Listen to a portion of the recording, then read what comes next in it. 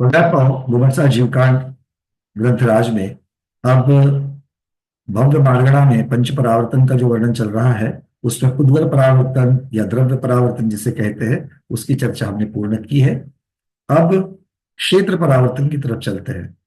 जैसे उद्गल परावर्तन भी दो परावर्तन को मिक्स करके मिला करके माना जाता है, नो कर्म और कर्म, वैसे ही क्षेत्र परावर्तन के भी दो भेद होते हैं, स्व क्षेत्र परावर्तन और पर क्षेत्र परावर्तन। तो क्षेत्र परावर्तन की अपेक्षा से जब वर्णन हो जाता है, तो क्षेत्र का अर्थ क्या लेंगे?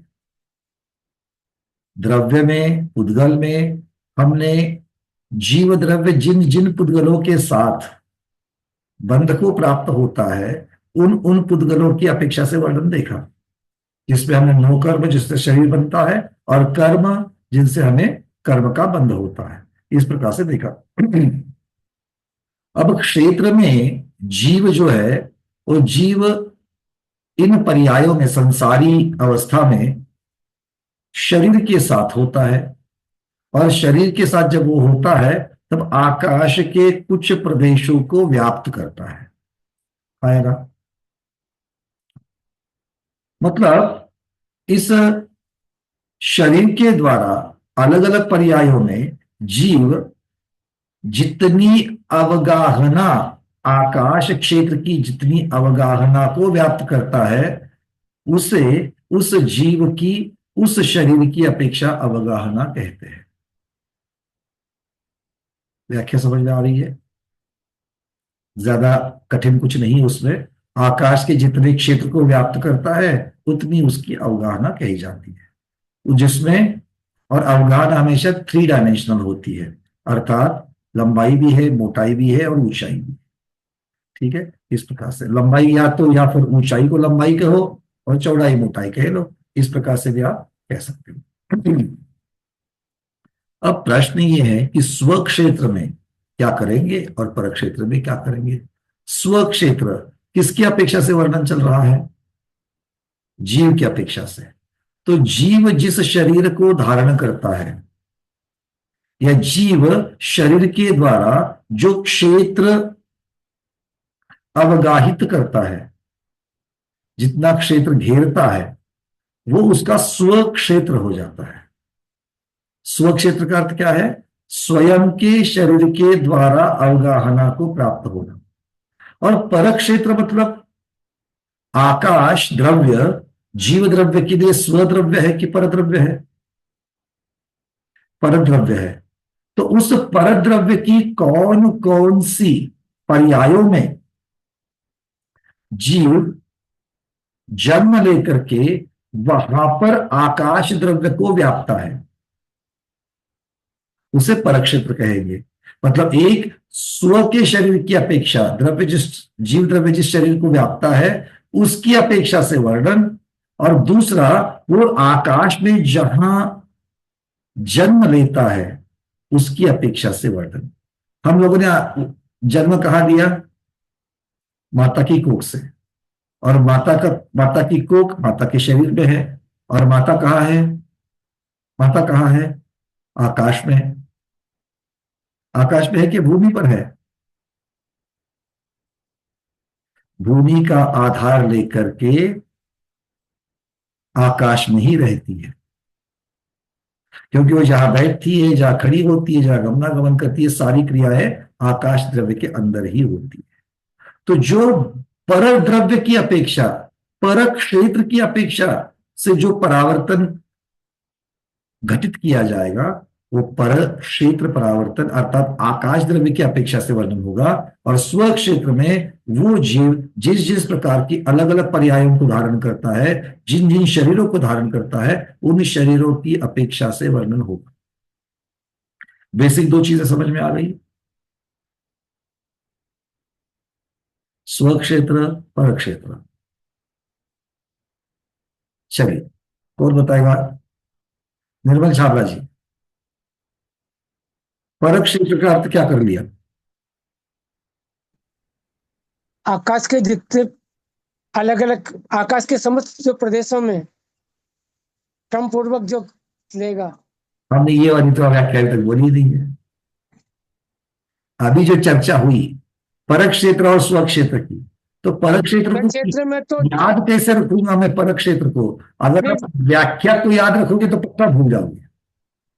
अपनी क्षेत्र में स्व क्षेत्र में तो अपनी लंबाई, चौड़ाई और मोटाई, इसकी आपका आकाश का कितना क्षेत्र ग्रहण करता है, ये तो मतलब उसका अपने शरीर की अपेक्षा स्व से क्षेत्र। जब वर्णन होगा, अपने हाँ, शरीर वो की स्व अपेक्षा क्षेत्र, से जब वर्णन होगा, तब स्व क्षेत्र माना जाएगा।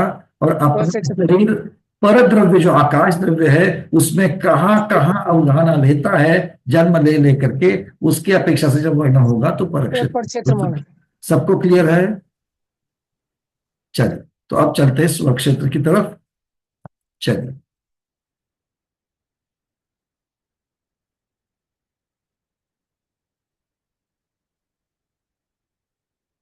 हम परक क्षेत्र का वर्णन जो है वो बाद में देखेंगे, पहले स्व क्षेत्र को समझ लेते हैं।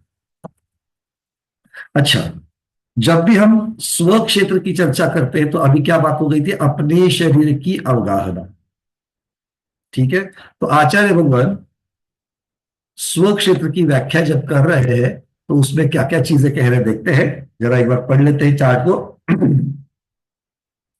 कोई जीव सबसे जगन्य अवगाहना लेकर के जन्मा, चूंकि ये स्वक्षेत्र है, अवगाहना की अपेक्षा से है, तो कम से कम अवगाहना से लेकर के सबसे बड़ी से बड़ी अवगाहना तक प्राप्त करना, ये स्वक्षेत्र परावर्तन कहलाएगा। तो उसका क्या कह रहे हैं ये? कोई जीव सबसे जघन्य अवगाहना लेकर के जन्मा और उस भव की आयु पूर्ण करके मरा, फिर एक प्रदेश अधिक की अवगाहना प्राप्त करके जन्मा और उस भव की आयु पूर्ण करके मरा, फिर एक प्रदेश अधिक की अवगाहना प्राप्त करके जन्मा और उस भव की आयु पूर्ण करके मरा। इस प्रकार क्रम क्रम से एक एक प्रदेश बढ़ाते हुए उत्कृष्ट अवगाहना प्राप्त करेगा, तब स्व क्षेत्र परावर्तन पूर्ण होता है। बीच में अन्य अवगाहन ग्रहण करेगा तो वो नहीं गिनी जाएंगी। ठीक है, चलिए, इसका अर्थ क्या हो गया? कोई जीव है, हम लोगों ने जीव समास प्ररूपणा में ये चीज देखी थी कि जीवों की अवगाहना शरीर की अपेक्षा से कैसे कैसे होती है। जघन्य अवगाहना, उत्कृष्ट अवगाहना, उसके बीच में बहुत सारी मध्यम अवगाहना है ना। तो सर्वजघन्य अवगाहना और उत्कृष्ट अवगाहना, इन सबसे लेकर के जघन्य से उत्कृष्ट तक कितने प्रकार की अवगाहना है, कितने प्रकार की अवगाहना है। और जब एक एक प्रदेश को बढ़ाते हुए जाना है, आचार्य कह रहे कि एक एक प्रदेश को बढ़ाते हुए जाना है, तो सबसे पहले जानते हैं कि सर्वजगन्य अवगाहना किसकी है। तो सर्वजगन्य अवगाहना किसकी है, कौन बताएगा?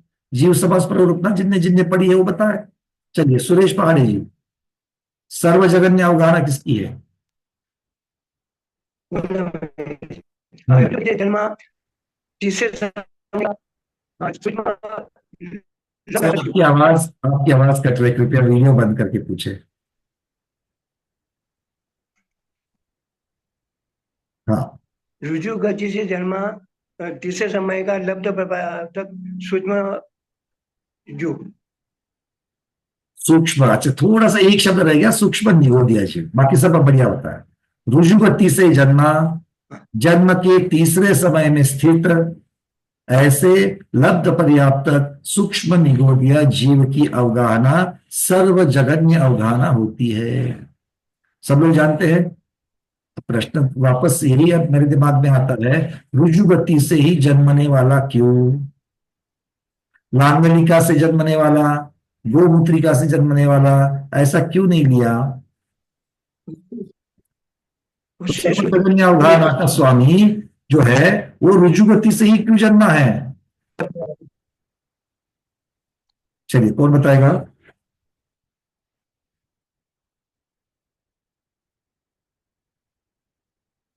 जिन्होंने हाथ अभी तक ऊपर नहीं किए, नहीं इस पीडीएफ में नहीं मिलेगा। उसके लिए जो आपने पैक करके रखी है ना जीव समाज की पीडीएफ, उसको खोलना पड़ेगा। ये इसमें भंग, हम बार बार वो चीज रिपीट नहीं होती है ना, तो भंग मार्गना की पीडीएफ में हमने नहीं रखा उसको। अलका दीदी बोलिए। क्या लगता है रुजु गति से ही क्यों चल, बाकी का कुछ नहीं बोलना है, सिर्फ रुजु गति का कारण बताना है।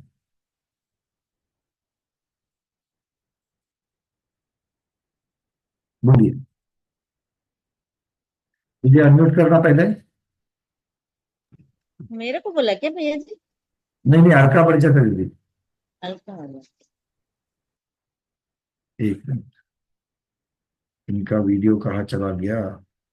हाँ एक मिनट।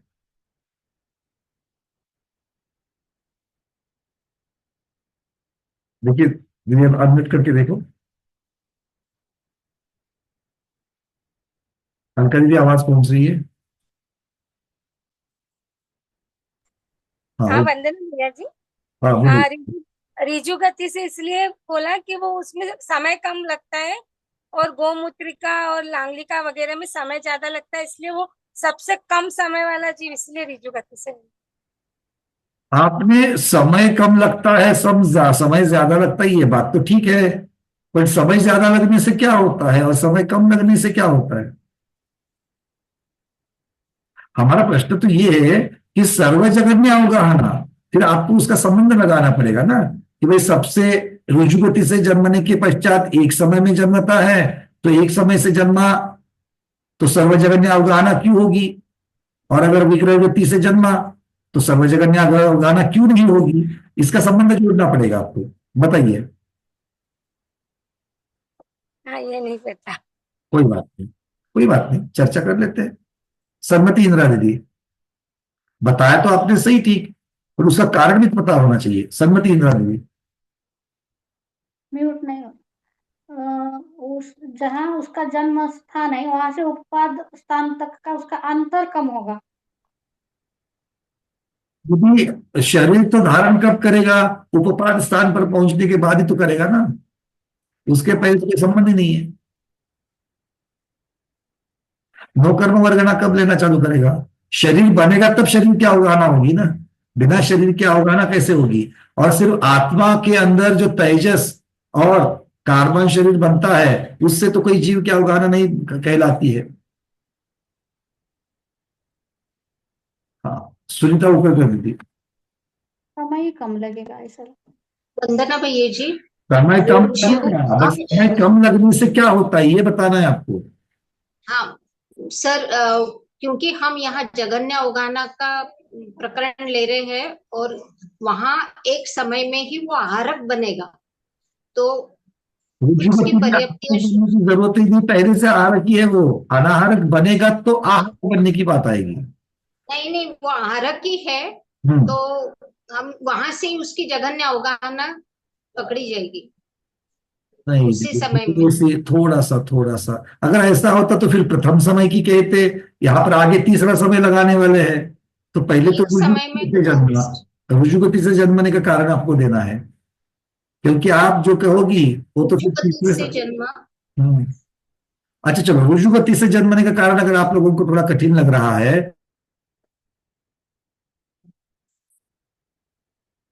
आवाज नहीं आ रही। देखो रुजुगति से जन्मने वाला कारण अगर चाहिए तो बाद में लेते हैं उसका। और एक आपने योग्यता बताई थी, पात्रता बताई थी, लब्ध पर्याप्तक जीव, तो लब्ध पर्याप्तक ही क्यों? लब्ध पर्याप्तक का और सर्वजगन्य अवगाहना का क्या संबंध है। क्योंकि वो एक साल में 8-10 बार जन्म मरण करेगा, तो सबसे छोटी अवगाहना उसकी उसी में बनेगी। ऐसा संबंध नहीं लगेगा उसका। आप कह रहे हो ठीक है, लब्ध पर्याप्तक जो है वो एक सांस में 8-10 बार देगा, पर उससे आपको जो उत्तर दे रहे हो उसका अंतिम अर्थ, अंतिम संबंध लगना चाहिए। इसकी वजह से उसकी सर्वजगन्य अवगाहना होती है, इसके लिए वो लगना चाहिए। दीपा दीदी? उसने कम आयु बंधी। आहार वर्जना कम लेगा। शरीर थोड़ी छोटा होगा। प्रथम समय में इसका आयताकृति, बाद में चौकोर और बाद में गोलाकार शरीर होता है और आहार वर्गना कम लेगा। देखो आपने जो कारण बता रही हो वो तो तीसरे समय का कारण हो गया कि भैया तीसरे समय में सर्वजगन्य क्यों होती है, इसका उत्तर हो जाएगा कि वो गोलाकार, तीसरे समय में गोलाकार होता है, उसका सबसे कम जगह घेरता है इसलिए वो है। पर भाई रुजु गति से जन्मने वाली बात भी अब बाजू में रह गई, और उसको लब्ध पर्याप्त क्यों कहा, उसको साधा पर्याप्त क्यों नहीं कहा? डॉक्टर मैना दीदी।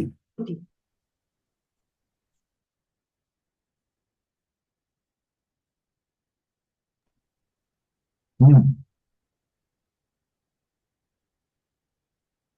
बोलिए दीदी। दीदी अनम्यूट हो चुका है, डॉक्टर मैना दीदी बोलिए। वंदना भैया जी, एक समय के अंदर वो अपने उत्पाद स्थान पर बराबर पहुंच जाएगा, तो उसकी वजह से अरे भाई लब्ध पर्याप्तक की बात हो रही है, लब्ध पर्याप्तक हो रुजुगति से दोनों भी एक समय में ही पहुंचेंगे। हम लब्ध पर्याप्तक क्यों रखा ये पूछ रहे हैं। लब्ध पर्याप्त क्यों रखा है?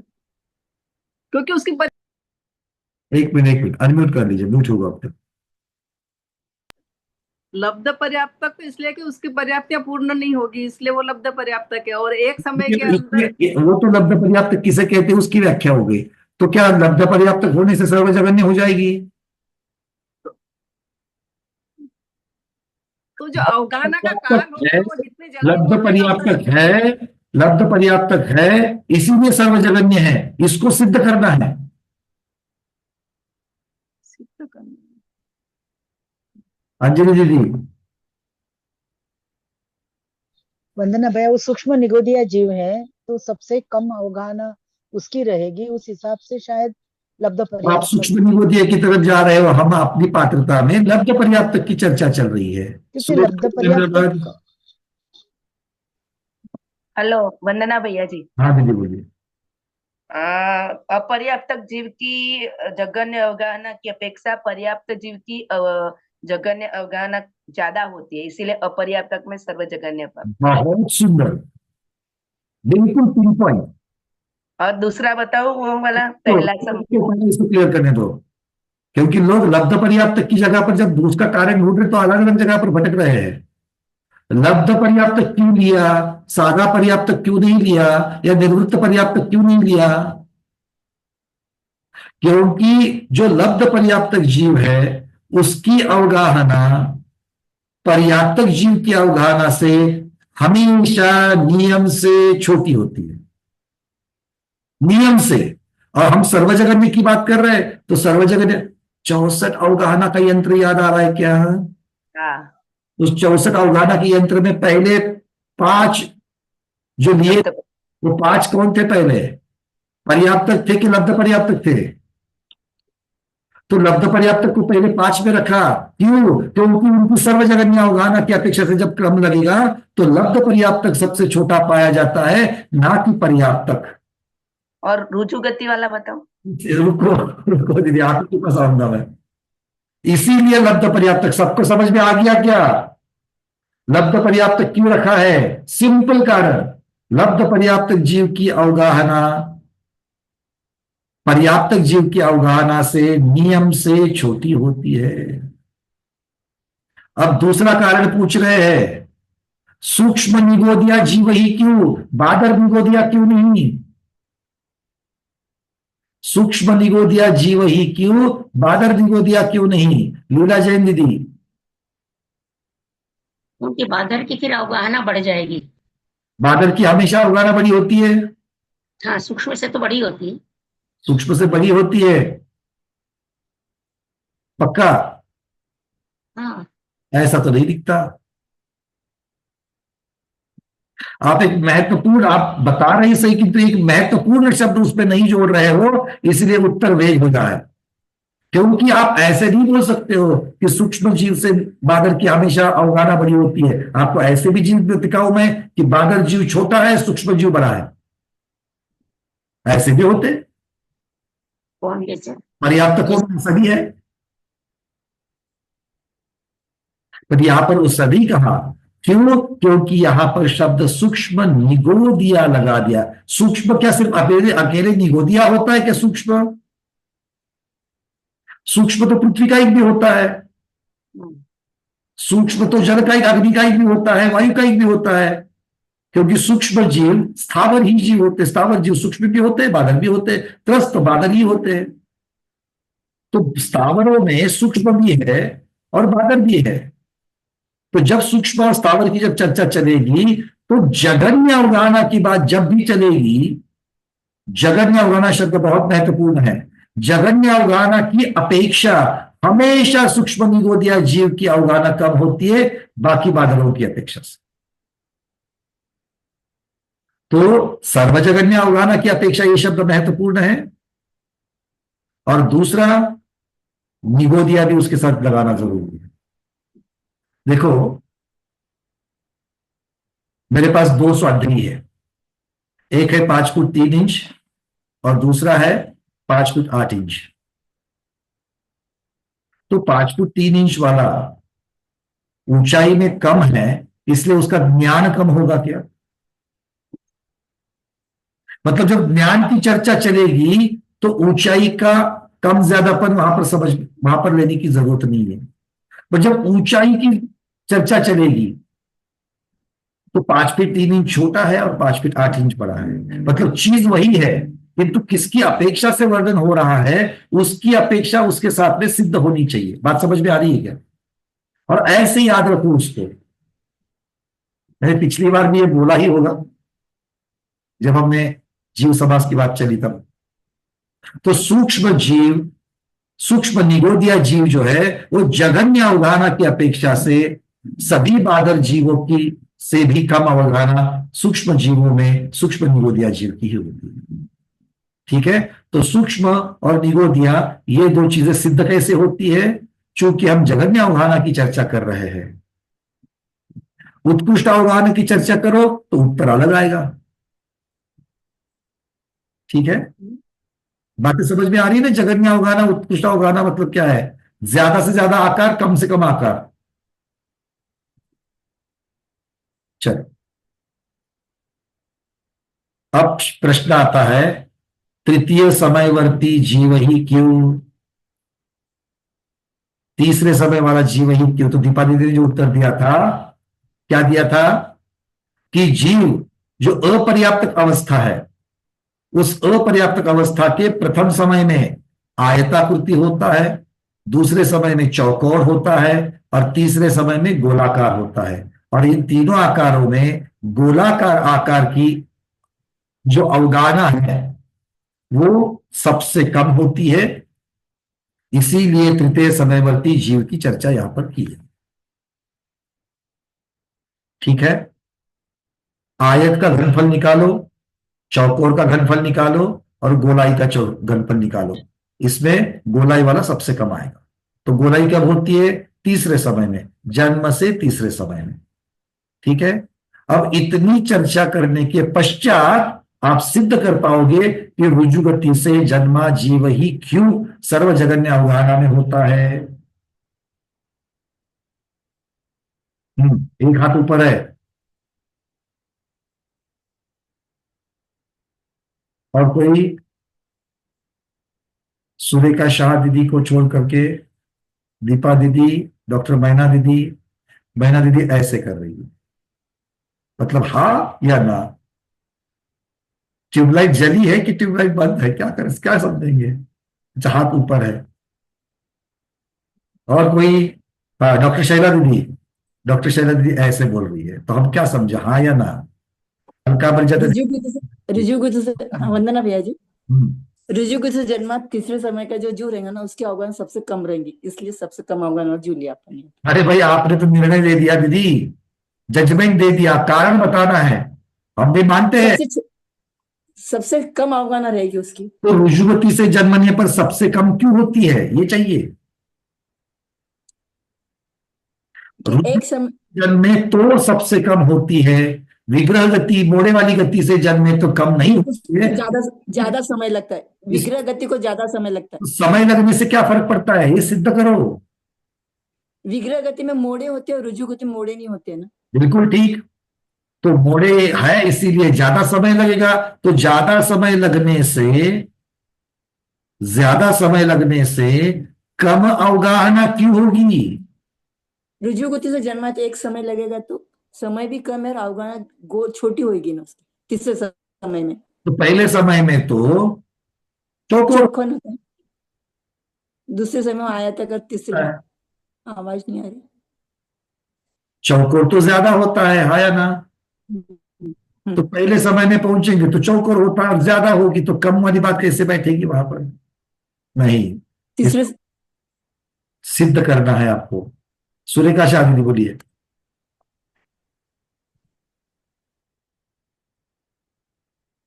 दीदी आपकी आवाज मुझे सुनाई नहीं दे रही है। एक समय लगता है और मोड़े वाली में ज्यादा समय लगता है। ज्यादा समय में शरीर पर्याप्ति पूर्ण होने में परिस्पंदन एकांतानुबंधी योग होता है। शरीर का जो परिस्पंदन होता है ज्यादा होता है, और परिस्पंदन ज्यादा होने से अवगाहना बढ़ जाती है। इसीलिए रुजु गति से उत्पन्न। आप काफी नजदीक पहुंचे, बहुत अच्छा बताया कि तो आप काफी नजदीक भी पहुंचे आप, पर इसको सब लोगों को समझा क्या? आत्म प्रदेशों में नियम से जो प्रति समय असंख्यात गुणा परिस्पंदन होता है, और परिस्पंदन से अवगाहना बढ़ जाती है। इसीलिए एक समय वाली मतलब जो बिना रुजु गति में परिस्पंदन कम होता है, इसीलिए सबसे जघन्य अवगाहना होती है। चलिए बहुत बढ़िया। आपका उत्तर और कैसे हम परफेक्ट करें ये उदाहरण देता हूं। आपका उत्तर बिल्कुल ठीक है। सबको मैं थोड़ा सा अलग तरीके से बता रहा हूं, इसको कैसे समझेंगे। विग्रह गति के पहले समय से जीव की आयु शुरुआत होती है, सबको पता है? पता है। अब प्रथम समय से जैसे ही आयु शुरू होती है, जीव की आत्मा में परिस्पंदन शुरू हो जाता है, और यह परिस्पंदन प्रति समय बढ़ता जाता है। क्या होता है? प्रति समय बढ़ता जाता है। तो ज्यादा परिस्पंदन जब होता है, तब उस परिस्पंदन से जो नो कर्म वर्गणा जो खींची जाएगी वो कम होगी या ज्यादा होगी? ज्यादा होगी, क्योंकि ज्यादा हलचल के साथ में उसको खींचा जा रहा है, ज्यादा फोर्स समझ लो मोटा मोटी में। और अगर यही फोर्स अगर कम होगा तो उतनी नौकर्म वर्गणा खींची जाएगी क्या? नहीं जाएगी। अब दोनों में विचार करो। जहां पर जीव मोड़े वाले गति से जन्मा है, तो क्या होगा? विग्रह गति के प्रथम समय में वो कहां पहुंच गया? अपने जन्म स्थान पर पहुंच गया। अरविंद जी ठीक?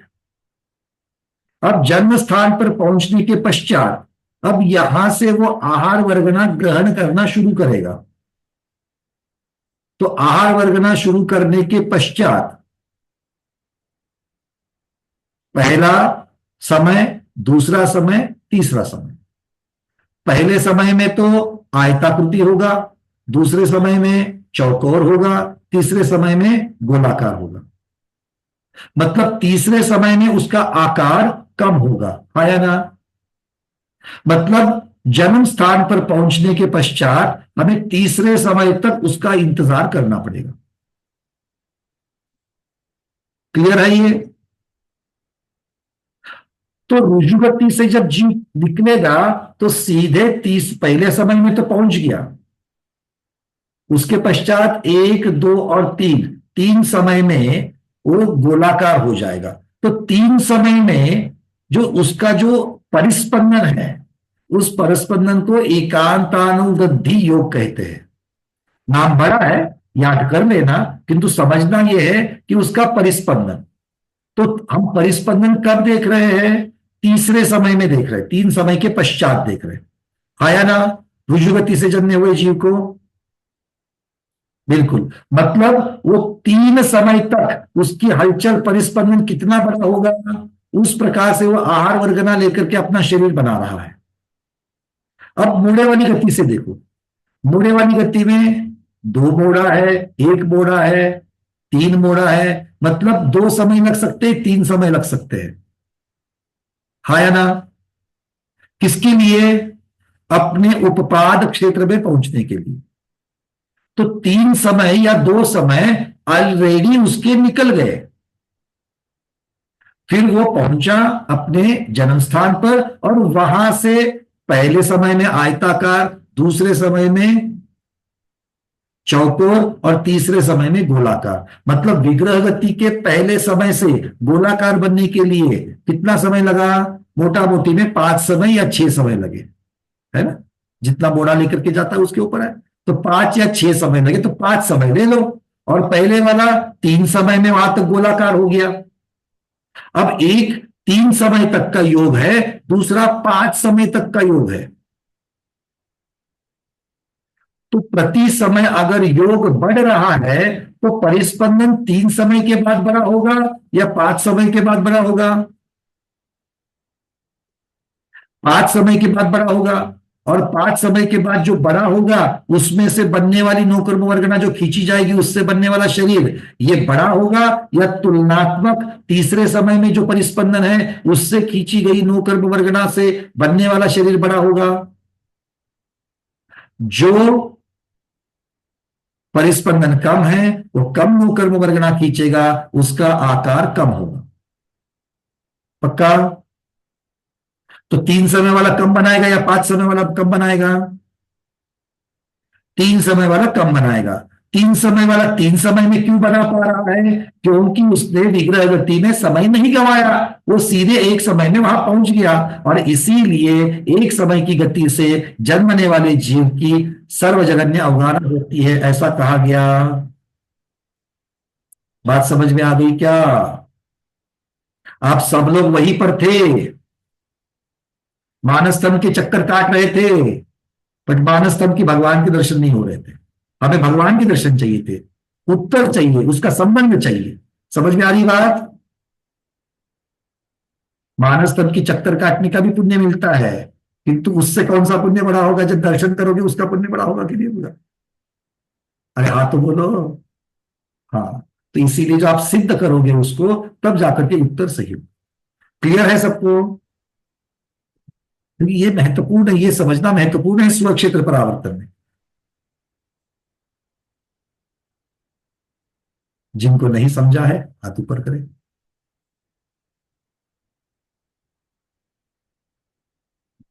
पहले बताना है कि आप जीव समाज प्ररूपना में थे या नहीं थे।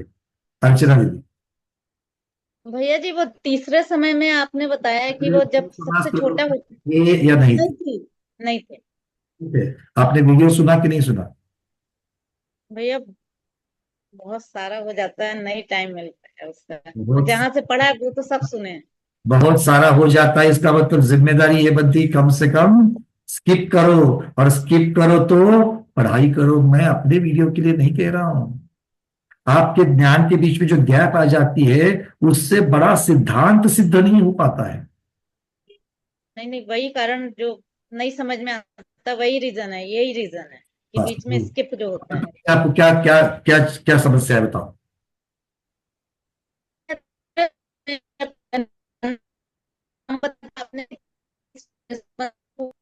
दीदी शायद आवाज नेटवर्क पता नहीं आपका या मेरा, किसी का तो नेटवर्क थोड़ा है, कम है। मैं बाकी लोगों को भी नहीं सुनाई दिया, आपका भी नेटवर्क ही होना। थोड़ा आप वीडियो बंद करके बोलिए, आपकी आवाज हम तक कट करके पहुंच रही है। हाँ बोलिए। भैया जी तीसरे समय में जो परिस्पंदन का स्पेशल नाम बताया है आपने, हाँ, तीसरे नहीं, पहले समय के पश्चात शुरू हो जाता है, उसे एकांतानुवृद्धि योग, जो दूसरे समय से शुरू होता है। एकांतानुवृद्धि योग, एकांत अनुवृद्धि योग। अच्छा, वृद्धि योग। एकांत का अर्थ होता है पहले समय के अंत में शुरू होता है, इसलिए एकांत शब्द आ गया। अनु मतलब क्रम क्रम से ये बढ़ते बढ़ते बढ़ते बढ़ते जाता है। बढ़ते क्यों कहा? क्योंकि वृद्धि शब्द लग गया। अनुवृद्धि मतलब क्रम से वृद्धि को प्राप्त होने वाला, और एकांत मतलब एक समय के अंत में अर्थात दूसरे समय से शुरू होने वाला, इसलिए उसको एकांतानुवृद्धि योग। ये इसलिए कह रहा हूं कि शब्द आपको याद रहेंगे। एकांत का अर्थ हो जाएगा पहले समय के अंत में शुरू होता है, मतलब दूसरे समय से शुरू हो जाएगा। और अनुवृद्धि मतलब क्रम क्रम से वृद्धि को प्राप्त होगा, वृद्धि को प्राप्त हो रहा है, राइट, समय में वृद्धि को प्राप्त। और ये योग है, मतलब परिस्पंदन है। ठीक है, चलिए, बहुत बढ़िया। विके जैन जी, गुणस्थान प्ररूपना में थे सर आप? नहीं थे, वीडियो नहीं पढ़ी। छोटा ही प्रश्न है, ये जो आयताकार बताया ना सर, जो चौकोरी होता है ना, ये या चौकोर से तात्पर्य वर्गाकार से है। फिर से बोलो। ये जो पहले समय में आयताकार फरमाया और दूसरे समय में चौकोर, तो ये आयताकार भी जो चौकोरी होता है, तो चौकोर से तात्पर्य वर्गाकार से है या अन्य? भुजाएं समान, चौकोर का अर्थ होता है चारों भुजाएं समान, आयताकार वर्गाकार। वर्गाकार, हिंदी में वर्गाकार कहो, यहाँ पर चौकोर, आगम ने चौकोर शब्द लगाया उसको, आयताकार चौकोर। चौकोर इस प्रकार से लगाया है कि चार कोण वाला नहीं, तो समचतुष्भुज इस प्रकार से लगा दिया। अच्छा अच्छा, फिर ठीक है। आयताकार को भी उधर चौकोरी करते हैं। ठीक है, तो यहाँ पर वर्गाकार तो वर्गाकार मतलब दोनों भुजाएं समान, चाहे चारों भुजाएं समान, इस प्रकार से। हेमांगी दीदी, वंदना भैया, जीव समाज आपके लिए भी वही प्रश्न है दीदी। जीव समाज तो थोड़ा सा आज कड़वा हो, चढ़ा हो, ठीक है ना। आज हमने पढ़ा है वो तो भैया आपके साथ स्वाध्याय किया है, पर प्रश्न ये मन में अभी आया कि जब पहले समय से तीसरे समय में ज्यादा वर्गना ग्रहण करता है, तो पहले समय से तीसरे समय का आकार छोटा कैसे हुआ? वो तो बड़ा होना चाहिए ना, जैसे ज्यादा ग्रहण करता है वैसे। क्योंकि तो फिर वर्गना की अपेक्षा से पहले समय से तीसरे समय में वर्गना बढ़ गई, किंतु आकार चेंज हो गया, आयताकार से चौकोर या वर्गाकार और उसके पश्चात गोलाकार। क्षेत्रफल जब निकालते हैं या घनाकार जब निकालते हैं, अवगाहना जब निकालते हैं, तो गोलाकार की अवगाहना कम आ जाती है। जी ये आप ठीक है भैया, ठीक, जी भैया, वंदना। तो एक बात तो आपने बिल्कुल सही पकड़ ली कि वर्गना तो एकांतानुवृद्धि योग की अपेक्षा से तो योग बढ़ रहा है, तीसरे समय में योग ज्यादा होगा तो नौकर पर वर्गना आएगी, पर वर्गना आने मात्र से नहीं, उसके आकार की अपेक्षा से घनफल बनेगा, अवगाहना बनेगा। ठीक है, मतलब उतनी ही कम जगह पर ज्यादा ठोस हो जाएगा, इस प्रकार से। चलिए, और कोई प्रश्न है किसी का? निधि दीदी बोलिए। अवगाहना में तो वो उसकी वृद्धि हो रही है ना, तो अनुक्रम क्रम से वृद्धि हो रही है ना, अवगाहना, शेप कम हो गया। अवगाहना में वृद्धि नहीं हो रही है, परिस्पंदन में, आत्मा के परिस्पंदन में वृद्धि, ठीक, योग में वृद्धि हो रही, एकांतानुवृद्धि योग, योग मतलब परिस्पंदन। ठीक है, चलिए, और कोई प्रश्न समझ में आया सबको? उत्तर भी दे दिए सबने, आगे बढ़े। चले, अब तो इसका मतलब है कि ये सारी चीजों से सर्वजगन्य अवगाहना शब्द लगा दिया था। आचार्य भगवान कहते कोई जीव सबसे जगन्य अवगाहना लेकर के जन्मा। अब जन्मने के पश्चात क्या? अपनी आयु को पूर्ण करके मर गया, तो उसने सर्वजगन्य जगन्य अवगाहना ले ली। अब समझ लो, इसके पश्चात आचार्य भगवान कह रहे हैं अब जो सर्वजगन्य अवगाहना जो थी, उससे एक क्या प्रदेश अधिक की अवगाहना प्राप्त करके जन्मना है। मतलब ऐसा समझ करके चलते हैं, जो लब्ध पर्याप्तक सूक्ष्म निगोदिया जीव जो था, उसके शरीर में 5 वर्गना थी। ठीक है, कितना प्रदेश व्याप्त किया उसने? 5 प्रदेश व्याप्त किए थे। मतलब अवगाहना कितनी है उसकी? 5 प्रदेश की अवगाहना है सर्वजगन्य की।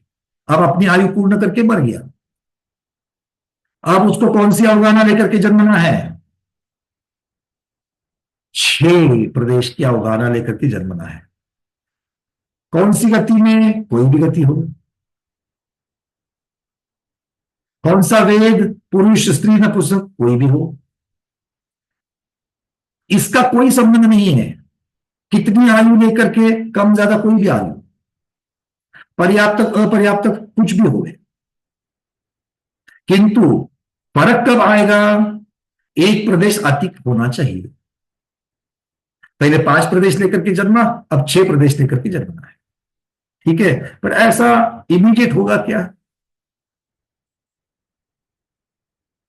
नहीं होगा। मतलब हो सकता है 5 के बाद में 10 की अवगाहना लेकर के जन्मा, 50 की अवगाहना लेकर के जन्मा, तो फिर वो क्या करेंगे? कुछ नहीं, जो अवगाहना ली है वो जीव को तो उसकी अपनी आयु को पूर्ण करके ही मरना है। तो क्या हुआ, उसकी जो आयु थी वहां पर, वो आयु यहां पर परावर्तन काल के गणित में ऐड हो गई, किंतु काउंट ऐड नहीं हुआ। याद आ रहा है अपना 22 समय वाला, 22 समय में 5 का काउंट हो गया, समय तो 22 हो गए किंतु काउंट 5 का हुआ। वैसे यहां पर क्या होगा, अवगाहना की काउंट नहीं होगी पर समय तो काउंट हो जाएगा। फिर दूसरा हो गया अगला भव, अगले भव में फिर शरीर। अब हमको 6 वाले की अपेक्षा है, ये 26 वाला लेकर के जन्मा, तो फिर से अपनी आयु पूर्ण करके मर रहा है, तो आयु यहां पर टाइम में ऐड हो जाएगी। काल का गणित आगे चला गया, काउंट अभी तक आगे नहीं बढ़ा है। ऐसा होते होते होते होते होते 6 अवगाहना वाली, 6 प्रदेश वाली अवगाहना के साथ में जीव जन्मा। कहा जन्मा, कहीं भी जन्मा। त्रसनाली के अंदर है, त्रसनाली के बाहर है, स्त्री है, पुरुष है, नपुंसक है, तिर्यंच है, जो भी है, स्थावर है, त्रस है, जो भी है, जन्मा। पर मुझे क्या चाहिए, 6 प्रदेश। 6 प्रदेश हमारा काउंट बन गया भैया, 6 प्रदेश तक आ गया, अपनी आयु पूर्ण करके मर गया, तो आयु तो उतना समय यहां पर ऐड हो गया। अब हमें किसकी अपेक्षा है, 7 प्रदेश लेकर के जन्मने की। तो ऐसे करते करते करते टाइम भी आगे जाता जाएगा और धीरे धीरे धीरे काउंट भी बढ़ता जाएगा। तो 7, 8, 9, 10 कितने प्रदेश तक जाना है। आचार्य कहते हैं किसी भी जीव की सर्व उत्कृष्ट, अधिक से अधिकतम जीव की जो अवगाहना होती है वहां तक के पर्याय को प्राप्त करना है। अब उत्कृष्ट से उत्कृष्ट किसकी अवगाहना होती है, अरविंद जी।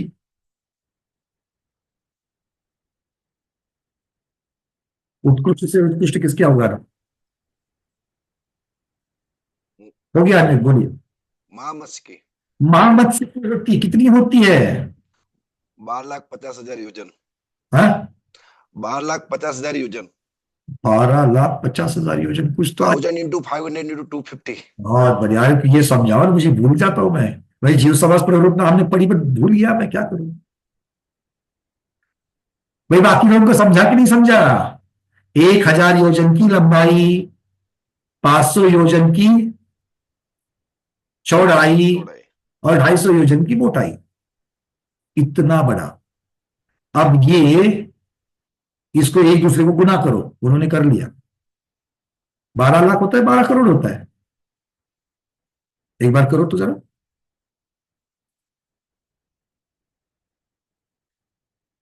1000 इंटू 500 इंटू 250, नहीं नहीं, 12 करोड़ 50 लाख हो रहा है सर मेरा। अरविंद जी एक बात देख ला, 12 करोड़ 50 लाख मेरा कैलकुलेटर दिखा रहा है। हाँ बराबर है, 12 करोड़ 50 12 करोड़ 50 लाख, तो 12 करोड़ 50 लाख योजन घन या घन योजन, ठीक है। अब हमको निकालना क्या है, मतलब कितने भव, कितने शरीर धारण करने हैं, उत्कृष्ट होगा, कितने शरीर धारण करने पड़ेंगे। ये तो मन में प्रश्न आएगा कि नहीं आएगा। सर्वजगन्य से शुरुआत कर दी और सबसे उत्कृष्ट भी पता चला, बट बीच वाले कितने शरीर धारण करने हैं हमको, तो कैसे निकालेंगे।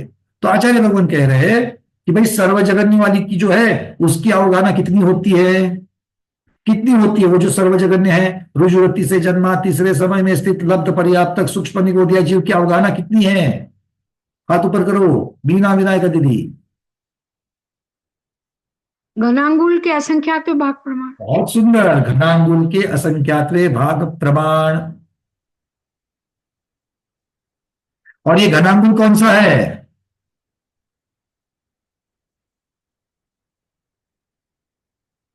ये घनांगुल कौन सा है।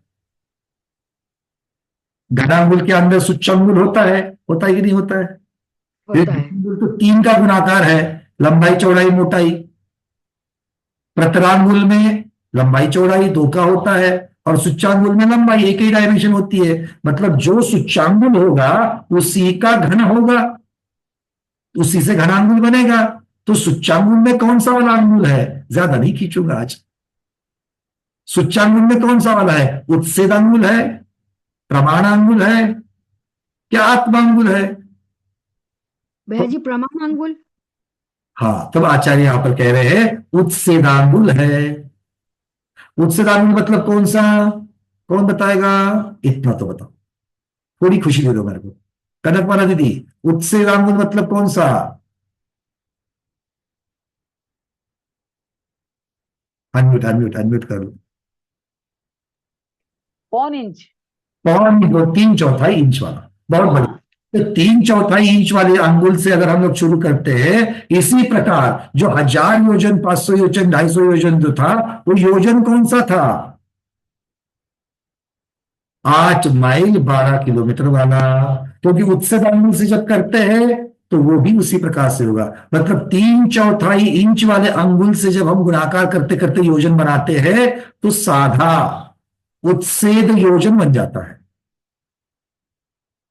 उत्सेद योजन अगर प्रमाण अंगुल से करो तो प्रमाण योजन बन जाएगा। और अवगाहना किससे मापी जाती है? उत्सेद योजन या लघु योजन। बिल्कुल ठीक, उसको लघु योजन कहते हैं। और लघु योजन कितने का होता है? 12 किलोमीटर का होता है। अब लगाओ 12,50,00,000 घन योजन। अब इसको करो किलोमीटर में। 1000 योजन के पहले किलोमीटर करो, 12,000 किलोमीटर हो जाएंगे। 12,000 को 500 योजन के किलोमीटर करो, 500 को 12 से गुणाकार करो, कितने होंगे? 6,000। अरे आधा होगा तो आधा होंगे, वो 12,000 हुआ तो ये 6,000 होंगे।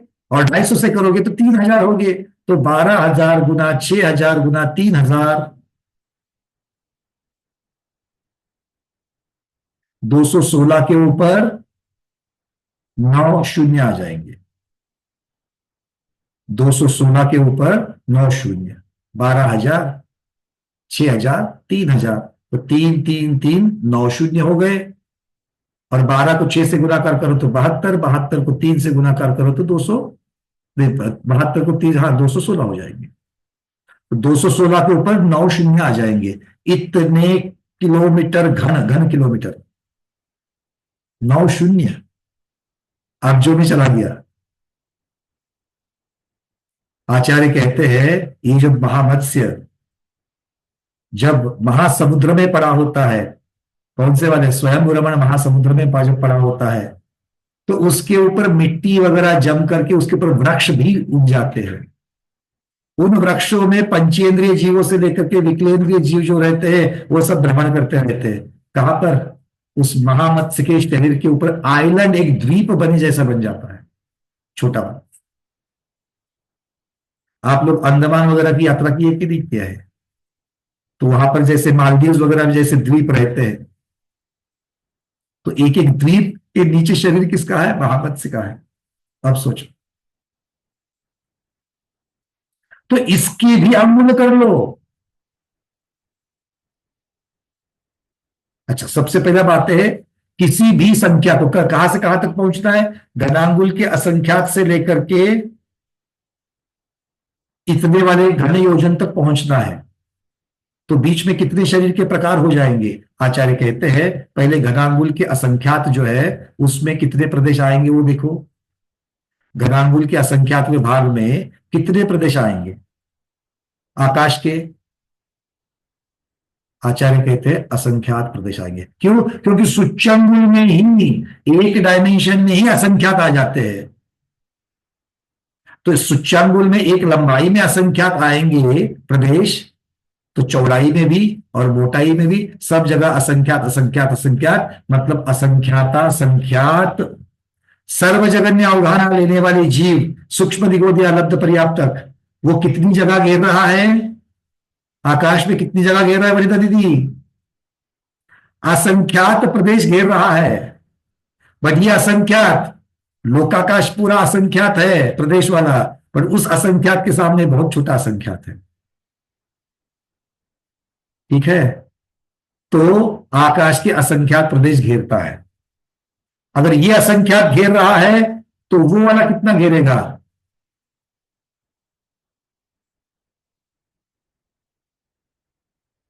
और फिर इसके बीच में एक एक प्रदेश को हमको बढ़ाते जाना है, एक एक प्रदेश को बढ़ाते जाना है, तो बीच में कितने सारे शरीर को धारण करना पड़ेगा। भाई आ रही कि नहीं आ रही है कुछ तो आइडिया। अच्छा, 1 से 100 के बीच में कितने अंतर होते हैं? 1 से लेकर के 100 के अंक है, कितने अंक है उसमें, कैसे निकालेंगे? 100 माइनस 1 अधिक 1, मतलब उत्कृष्ट माइनस जघन्य प्लस 1। सूत्र क्या है? उत्कृष्ट माइनस जघन्य प्लस 1, है ना। तो 1 से 100 में कितने नंबर आते हैं? 100 माइनस 1 अधिक 1, कितना हो जाएंगे? 100 आ जाएंगे। 2 से 8 के बीच में कितने अंक है? 2 से शुरू करना है 8 तक की गिनती, कितने अंक है? 8 माइनस 2 अधिक 1, कितना आएगा? 7। करके देखो, 2 3 4 5 6 7 8 आ गए 7। पर ये गिनती क्या है करके लिया, सूत्र बताने का गणित क्या क्यों है? क्योंकि वो जघन्य वाले असंख्यात प्रदेश से लेकर के महामत्स्य वाले असंख्यात तक हमको जाना है, तो बीच में कितने शरीर धारण करने पड़ेंगे? असंख्यात प्रदेश माइनस, क्योंकि वो उत्कृष्ट है। कॉपी में लिखो अकलंक भगवान, कॉपी में लिखो, बहुत महत्वपूर्ण गणित चल रहा है। उत्कृष्ट अवगाहना माइनस जघन्य अवगाहना अधिक 1 इज इक्वल टू, इससे क्या मिलेगा? धारण स्व क्षेत्र परावर्तन में धारण करने वाले शरीरों की संख्या। फिर से बोलता हूं मैं, उत्कृष्ट अवगाहना माइनस जघन्य अवगाहना अधिक 1, इससे क्या निकलेगा प्रमिला दीदी? इससे क्या निकलेगा? स्व क्षेत्र परावर्तन में शरीर को धारण करने की संख्या, धारण करने वाले शरीर की संख्या, ऐसा लिखो तो शब्द ठीक बैठेंगे। धारण करने वाले शरीर की संख्या। डॉक्टर शैला दीदी क्लियर है? समझ में आ रही बातें? चलो, अब इसको इस सूत्र में अब संख्याएं भरो। उत्कृष्ट अवगाहना कितनी है? असंख्यात, असंख्यात घनांगुल या संख्यात घनांगुल? संख्यात घनांगुल आएंगे, असंख्यात नहीं आएंगे, क्योंकि एक घनांगुल को लेकर के प्रदेशों की संख्या अलग निकलेगी, किंतु घनांगुल की अपेक्षा से जब देखेंगे तो इतने सारे, क्योंकि हम संख्यात ही तो बात कर रहे हैं। 216 के ऊपर 9 अंक वाले, 9 शून्य वाले किलोमीटर पकड़ लो, या फिर 12 करोड़ 50 लाख घन योजन पकड़ लो, ये सारे संख्यात वाली बात ही तो है। तो इसके अंगुल कितने बनेंगे? वो भी संख्यात बनेंगे, है ना। तो उत्कृष्ट अवगाहना वाला कितना है? संख्यात घनांगुल माइनस घनांगुल का असंख्यातवा भाग अधिक 1।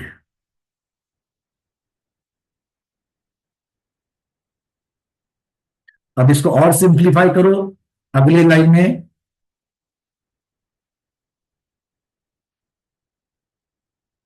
असंख्यात प्रदेश, असंख्याता संख्यात प्रदेश, ऐसा लिखो। असंख्याता संख्यात प्रदेश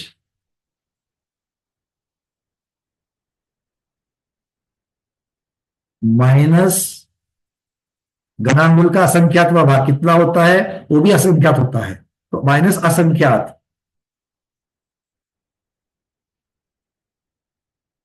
तो उत्तर कितना आएगा? हाँ प्रवीणा दीदी, पहले क्या लिखा? असंख्याता संख्यात प्रदेश हो गए ना, संख्यात घनांगुल वाले। तो असंख्यात असंख्यात माइनस घनांगुल का असंख्यात का कितना होगा? वो भी असंख्यात प्रदेशी आएंगे। तो असंख्यात असंख्यात माइनस असंख्यात करके कितना आएगा उत्तर? असंख्यात ही आएगा, असंख्यात उत्तर आएगा। मतलब कितने शरीर धारण करने पड़ेंगे सुरेश जी? असंख्यात धारण करने पड़ेंगे। और एक एक शरीर को धारण करके, एक एक शरीर को धारण करके कितनी कितनी आयु बितानी है, उतना काल लगेगा स्वक्षेत्र परावर्तन को पूर्ण करने में। तो असंख्यात शरीर को तो क्रम से धारण करना है, तो क्रम से जब धारण करेंगे तो हर एक की आयु लगाते लगाते लगाते जाइए। अब आगे लिखिए, इतने शरीर धारण करने का काल अर्थात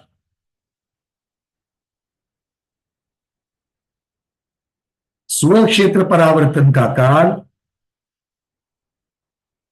अर्थात स्वक्षेत्र परावर्तन का काल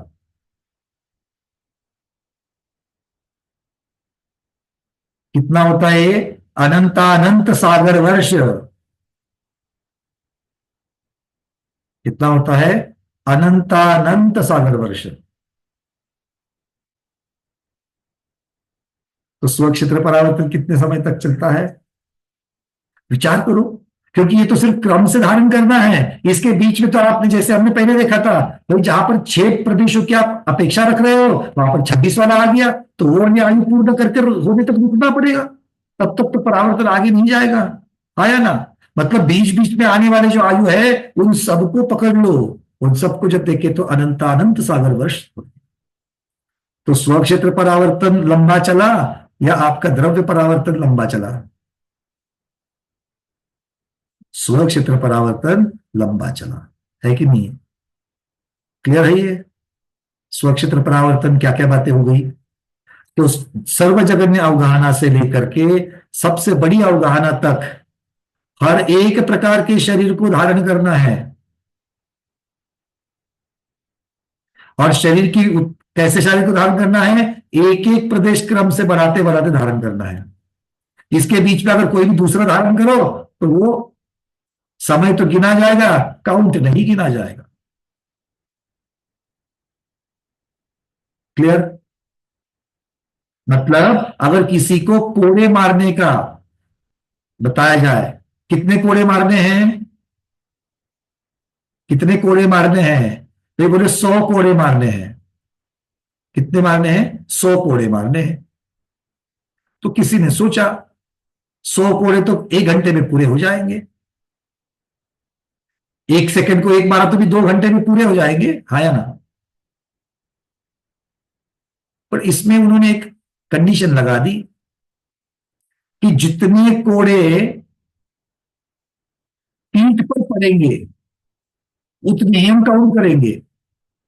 100 कोड़े मारने हैं, कितने जितने कोड़े पीठ पर पड़ेंगे उतने ही काउंट करेंगे। अगर दूसरी जगह पर कहीं कोड़ा लग गया तो काउंट नहीं करेंगे।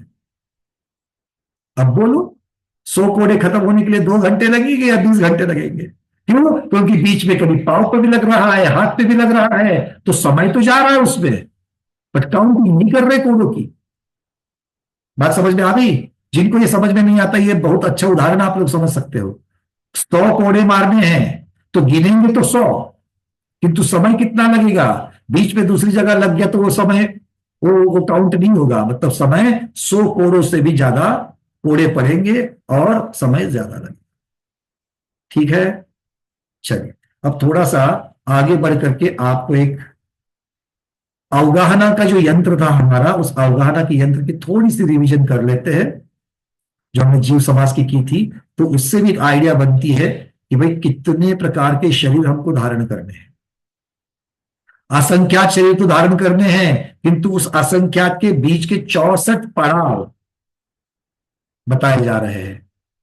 64 पड़ाव। तो ऐसा है कि पहले से दूसरा शरीर, दूसरे से तीसरा शरीर, किंतु उसके बीच में असंख्यात शरीर, असंख्यात शरीर, असंख्यात शरीर जीव को धारण करने हैं। ठीक है, उसके बाद में आपके प्रश्नों के उत्तर हम ले लेंगे। तो चलिए फिर से वो 64 अवगाहना वाला जो यंत्र है उसको देख लेते हैं। तो एक थोड़ा उदाहरण यहां पर बहुत सुंदरता से jainkosh.org में स्वक्षेत्र परावर्तन का दिखाया गया था, तो वो मैं पहले आपको दिखाना चाहता हूं। विकास जी ने बड़ी मेहनत करके, सारिका दीदी ने बड़ी मेहनत करके ये पीडीएफ बनाई है, तो उसका भी हम उपयोग कर रहे हैं। देखो सबसे पहले लेफ्ट साइड में आपको क्या दिख रहा है? जीव है, उसकी शरीर की अवगाहना है, सर्वजगन्य अवगाहना, घनांगुत का असंख्यात भाग। अब स्वक्षेत्र परावर्तन में उसको अगला वाला कौन सा शरीर धारण करना है? तो जगन्य अवगाहना जितनी थी उससे अधिक एक प्रदेश वाला। तो जगन्य अवगाहना अर्थात घनांगुल का संख्यात्व भाग अधिक एक प्रदेश, उतनी साइज वाला उसको शरीर धारण करना है। उसके आगे उन्होंने डॉट डॉट डॉट डॉट दिया है, मतलब ऐसे ही एक एक प्रदेश बढ़ाते बढ़ाते बढ़ाते बढ़ाते जीव जल का एक जीव बन गया। ऐसे ही बढ़ाते बढ़ाते बढ़ाते बढ़ाते बढ़ाते तीन इंद्रिय बन, मतलब उसमें से दो इंद्रिय बना, फिर तीन इंद्रिय बना। तो तीन इंद्रिय जीव क्या होगा ना, चींटी की दिख रही है, प्रदेश बढ़ाते बढ़ाते बढ़ाते, फिर एक एक प्रदेश बढ़ते बढ़ते बढ़ते बढ़ते चार इंद्रिय मच्छर जैसी अवगाहना बन गई। चींटी छोटी होती है और मच्छर छोटा होता है। सामान्यता से चींटी छोटी होती है, मच्छर छोटा होता है, चींटी छोटी होती है, तो मतलब अवगाहना किसकी ज्यादा है? मच्छर की। फिर मच्छर की अवगाहना से बढ़ते बढ़ते बढ़ते बढ़ते बढ़ते एक ही पर्याय में बादर वनस्पति का ही पत्ता, देखो वनस्पति पत्ता दिखाया है, मतलब वो इतनी बड़ी अवगाहना हो गई। फिर बढ़ाते एक एक प्रदेश बढ़ाते बढ़ाते बढ़ाते जन्म ले रहे हैं। फिर लट, हाँ ऐसा मत सोचना तीन इंद्रिय चार इंद्रिय हो गए तो वापस दो इंद्रिय की तरफ कैसे आ गए। क्यों? दो इंद्रिय की अवगाहना उससे ज्यादा दिख रही है, तो वो वाली अवगाहना दिख रहे। तो इंद्रियों की अपेक्षा से ऊपर नहीं जाना है, एक एक प्रदेश को बढ़ाते बढ़ते। हो सकता है पहले चार इंद्रिय वाले भाव को धारण करे, फिर दो इंद्रिय वाली की धारण करे, ऐसा भी हो सकता है। तो लट को धारण किया, क्योंकि प्रदेश बढ़कर के जो उस साइज में आएगा वो धारण करेंगे। लट के पश्चात आ गए मनुष्य, छोटा बच्चा, फिर गाय, फिर एक एक प्रदेश बढ़ाते बढ़ाते बढ़ाते शंख। कौन सा वाला शंख है? आपका हमारा वाला शंख नहीं है, ये स्वयं रमण द्वीप और समुद्र वाला जो शंख है वो। और उसके बाद बढ़ते बढ़ते बढ़ते अवगाहना कमल की अवगाहना, फिर से वनस्पति का एक जीव की अवगाहना, और फिर आगे बढ़ते बढ़ते महामत्स्य की अवगाहना, वहां तक उस जीव को बढ़ना है। तो इससे क्या पता चला? इंद्रियों की अपेक्षा से नहीं बढ़ेंगे, तो शरीर की अवगाहना की अपेक्षा से बढ़ेगी। ये बहुत महत्वपूर्ण चित्र है इसके लिए, अपनी भ्रांति को दूर करने के लिए। समझ में आ रही है बातें सबको? तो कहीं पंचेंद्रिय, कहीं एक इंद्रिय, कहीं दो इंद्रिय, कहीं तीन इंद्रिय, आगे पीछे जिस प्रकार के आकार को धारण करना है, एक एक प्रदेश को बढ़ाते बढ़ाते बढ़ाते। अच्छा एक बात तो बताना, बचपन में अपनी जो अवगाहना थी और अभी जितनी अवगाहना है, हमारे प्रदेश अवगाहना के बड़े हैं या कम हुए हैं? बचपन की अवगाहना से लेकर के आज की अवगाहना में प्रदेश, आकाश के प्रदेश हम जितने घेर रहे थे उसमें बढ़ोतरी हुई है या कम हुआ है? बढ़ गए हैं, है ना? तो हमारा शरीर मोटा हो गया है, मतलब बढ़ गया है। हाँ सुरेश जी, ये पीडीएफ में है ये सारी चीजें, ठीक है? क्लियर है ये? तो अब दिमाग में ये तो नहीं ना कि भाई पहले एक इंद्रिय से जल का ही बना, फिर जाकर के सारे स्थावर के पूर्ण होकर के पहले दो इंद्रिय बनेगा, फिर तीन इंद्रिय बनेगा, फिर चार इंद्रिय बनेगा। नहीं, ऐसा नहीं है। इंद्रियों की अपेक्षा, त्रस स्थावर की अपेक्षा से नहीं चलेगा। तो अपने शरीर के आकार की अपेक्षा से एक एक प्रदेश बड़ा होते होते होते उस प्रकार के भाव को धारण करेगा। तो आपको बताना है कि नवग्रह में के अहमिंद्र का भाव इस स्वक्षेत्र परावर्तन में पहले आएगा या फिर पंचम काल की या चतुर्थ काल की गाय। गाय सब समझते हो, गौ, काउ, उसका भाव पहले आएगा। इस स्वक्षेत्र परावर्तन में कौन सा वाला भाव पहले आएगा? नवग्रह के अहमिंद्र वाला पहले आएगा या फिर गाय का पहले आएगा?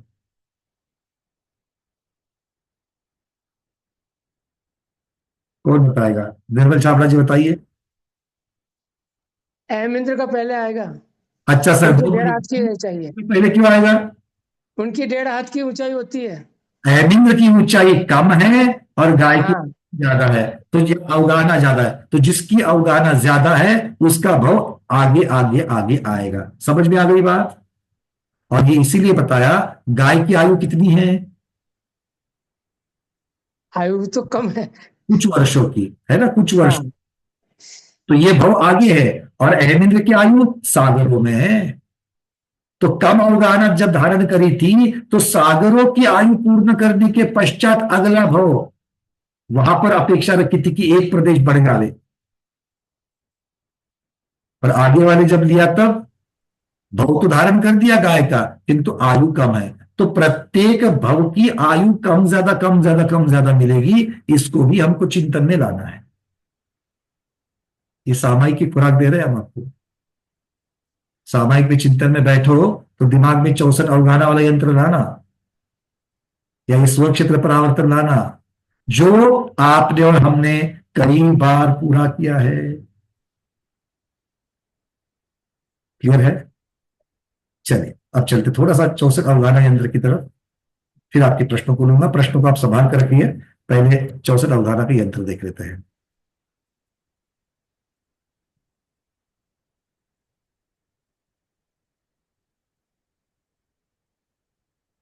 चलिए, अब ये 64 अवगाहना का यंत्र देखने मात्र से समझ में आ रहा है, क्या रिवीजन करनी है ये आप लोग बताओ, उस हिसाब से करेंगे।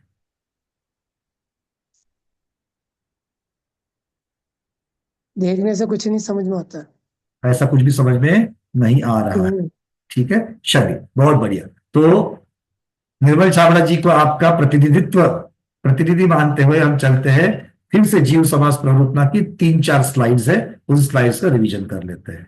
ठीक है, क्यों? क्योंकि उनसे हमें पता चलेगा कि ये जो असंख्यात शरीर धारण करने हैं उसके बीच के पड़ाव कौन से क्रम से आएंगे। जल का एक वाला पहले आएगा या वायु का एक वाला पहले आएगा? 2 इंद्रिय वाला पहले आएगा या 4 इंद्रिय वाला पहले आएगा? ठीक है, क्लियर है?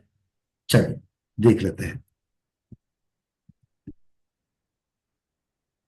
आज हमने मेहनत करके रखी थी, काम में आएगी, पहले से निकाल करके रखा हुआ है।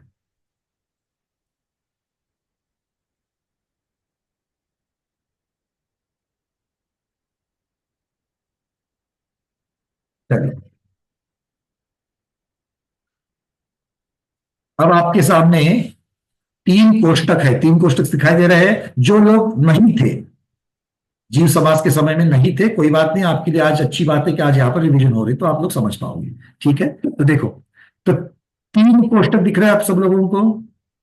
अब इसमें क्रम लगाना है, पहला कोष्टक, फिर दूसरा, फिर तीसरा। अब पहले कोष्टक में 1 से 5 तक के नंबर लगाए गए हैं, 6 से लेकर के 11 नंबर तक दूसरा कोष्टक है, और 12 से लेकर 16 तक तृतीय कोष्टक है। ठीक है, ये क्रम है जीवों की अवगाहना का। क्या है? जीवों की अवगाहना का क्रम है। दूसरा महत्वपूर्ण बात यह है कि ये 16 के 16 जो जीव है, ये सभी के सभी लब्ध पर्याप्तक है। 16 के 16 जीव क्या है? लब्ध पर्याप्तक है। देखो चार्ट में येलो कलर में, पीले कलर में लिखा हुआ है लब्ध पर्याप्तक जीव। ठीक है, अब 1 से लेकर के चलो, सर्वजगन्य अवगाहना किसकी होगी? सूक्ष्म निगोदिया लब्ध पर्याप्तक जीव की सर्वजगन्य अवगाहना, वो 1 नंबर पर आएगा। अब छोटे से ऊपर तक चलना है। उससे बड़ी वाली अवगाहना किसकी होती है? 2 नंबर की अवगाहना किसकी है? सूक्ष्म वायु का एक लब्ध पर्याप्तक जीव की होती है। उससे बड़ी अवगाहना किसकी है? सूक्ष्म अग्नि का एक लब्ध पर्याप्तक जीव की है। उससे सूक्ष्म जल का एक लब्ध पर्याप्तक जीव की है। फिर सूक्ष्म पृथ्वी का एक लब्ध पर्याप्तक जीव की है। लब्ध पर्याप्तक की है। अभी तक पर्याप्तक जीवों की चर्चा शुरू नहीं हुई है, ये सारे लब्ध पर्याप्तक वाले हैं, एक सांस में 8-10 बार वो वाले हैं सारे। ठीक है, चलो अब चलते 6ठे नंबर पर। अब सूक्ष्म वाले खत्म हो गए, सूक्ष्म वाले सिर्फ 5 पहले कोष्टक में सूक्ष्म वाले हैं, बाकी सब बादल है। छठे नंबर पर कौन है? बादल वायुकायिक, फिर बादल अग्निकायिक, फिर बादल जलकायिक, फिर बादल पृथ्वीकायिक और फिर बादल निगोदिया। तो निगोदिया जीव में अगर आप देखेंगे बाकियों का क्रम जो सूक्ष्म में था वैसे ही क्रम बादल में भी बना हुआ है, वायुकायिक, फिर अग्निकायिक, फिर जलकायिक, फिर पृथ्वीकायिक। किंतु निगोदिया जीव को देखो, निगोदिया जीव जब सूक्ष्म होता है तो सर्वजगन्य अवगाहना को प्राप्त करता है, किंतु जैसे ही बादल निगोदिया होता है वो बाकी स्थावरों से भी बड़ा हो जाता है। बात समझ में आ गई? ये बात समझ में आ गई क्या? आ गई। चलिए अब चलते आगे। इसके आगे है बादल निगोदिया सप्रतिष्ठित प्रत्येक, मतलब वनस्पति कायिक। क्योंकि प्रतिष्ठित अप्रतिष्ठित किसके भेद होंगे? वनस्पति कायिक के होंगे। तो वनस्पति कायिक में बादल निगोदिया सप्रतिष्ठित प्रत्येक। सप्रतिष्ठित मतलब जिनके आश्रय से निगोदिया जीव पनपते हैं वो सूक्ष्म प्रतिष्ठित या बादल प्रतिष्ठित इस प्रकार से लगा जाते हैं। ठीक है, चलिए अब सूक्ष्म तो होते ही नहीं है, बादल ही होते हैं प्रतिष्ठित वनस्पति कायिक चक्षु। अब चलते आगे। इसके आगे बादल अप्रतिष्ठित प्रत्येक वनस्पति। ये प्रत्येक वनस्पति है, पहली साधारण वनस्पति थी, अब ये प्रत्येक वनस्पति है। प्रत्येक वनस्पति मतलब एक जीव में एक शरीर, उसकी अपेक्षा से। बट यहां पर निगोदिया कहा, यहां क्या कहा? निगोदिया कहा। तो बादल निगोदिया सप्रतिष्ठित, इसका क्या उदाहरण हो सकता है? बादल निगोदिया सप्रतिष्ठित, इसका क्या उदाहरण हो सकता है? देखो है तो वनस्पति कायिक। हाँ जी अरविंद जी। आलू बोल सकते हैं भैया जी? बिल्कुल, बहुत बढ़िया, आलू बोल सकते हैं। तो आलू क्या है? बादल है, सप्रतिष्ठित है, और उसके अंदर ये तो ऊपर का शरीर, अंदर निगोदिया जी। ठीक है, आलू तो शरीर है, आलू तो शरीर है। किसका? प्रत्येक वनस्पति का शरीर है, और उसके अंदर बहुत सारे निगोदिया जीव पनपते हैं। तो निगोदिया जीव जो है वो सप्रतिष्ठित होने की वजह से आलू इस प्रकार से हो जाएगा। फिर बादल अप्रतिष्ठित प्रत्येक मतलब आम का वृक्ष, नीम का वृक्ष, इस प्रकार से ले सकते हैं। बादल भी है, अप्रतिष्ठित है, और प्रत्येक वनस्पति है। इनसे बड़ी अवगाहना दो इंद्रिय की। इसके बट एक बात समझना, ये सारे क्या है? लब्ध पर्याप्तक है। आलू तो इन्होंने कह दिया, क्या कह दिया? आलू तो कह दिया, बट आलू लब्ध पर्याप्तक में आएगा क्या? नहीं आएगा। नहीं आएगा। ठीक है, तो ये लब्ध पर्याप्तक, कोई बात नहीं, लब्ध पर्याप्तक की अपेक्षा से इसको ले लेना।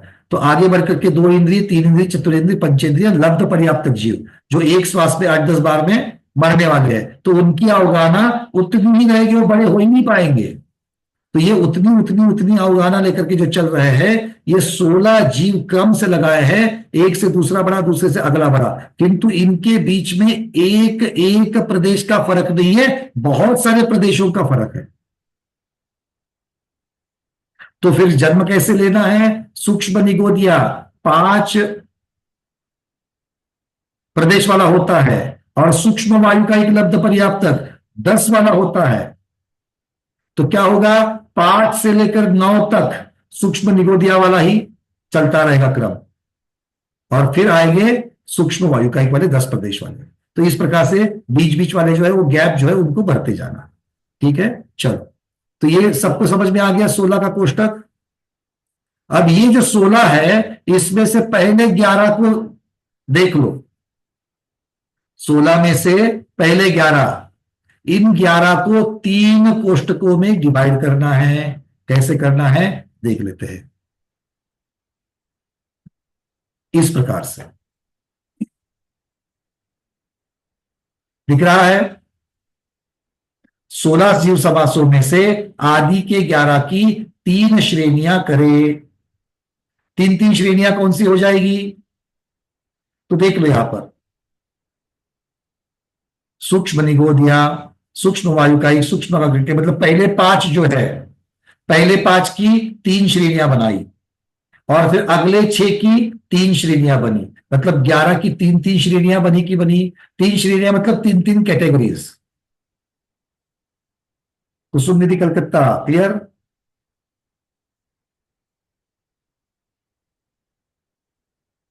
ये 5 पहले कोष्टक में जो 5 थे, ये देखो पहले कोष्टक में जो 5 थे उन्हीं को यहां पर 3 में रखा है।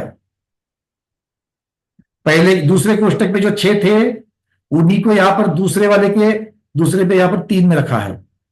तो ये जो 3 कैटेगरी बनी उसको एक एक कोष्टक का नाम दे दिया। मतलब पहला कोष्टक चौथा, पांचवा और छठा इनमें विभाजित हो गया और दूसरा कोष्टक 7वां, 8वां और 9वें कोष्टक में विभाजित हो गया। ठीक है, अब फर्क क्या है?